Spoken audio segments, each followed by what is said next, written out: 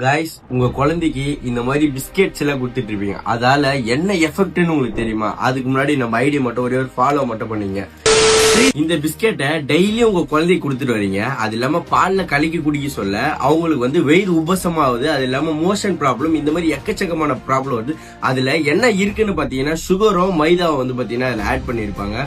அதனால ரெகுலரா இதை குழந்தைங்களுக்கு கொடுக்க சொல்ல அது என்ன பிரச்சனை ஆகும்னு பாத்தீங்கன்னா பிளட் பிரஷர் அதிகமாகி அவங்களுடைய ஹார்ட்டுக்கு ப்ராப்ளம் ஆகும். அதனால இந்த பிஸ்கெட்ஸை மேக்சிமம் குழந்தைக்கு அவாய்ட் பண்ணுங்க. அவங்களால வயிறு உபசமாகறதுனால நேச்சுரல் ஃபுட்டை பாத்தீங்கன்னா அவங்களால சாப்பிட முடியாது. நீங்க நேச்சுரல் ஃபுட்டை மட்டும் கொடுங்க குழந்தைக்கு. நீங்க ஈஸியா இருக்குன்னு சொல்லிட்டு இந்த மாதிரி பால்ல தொட்டு இதெல்லாம் கொடுக்காதீங்க. இது ரெகுலரா சாப்பிட சொல்ல ரொம்ப பிரச்சனை.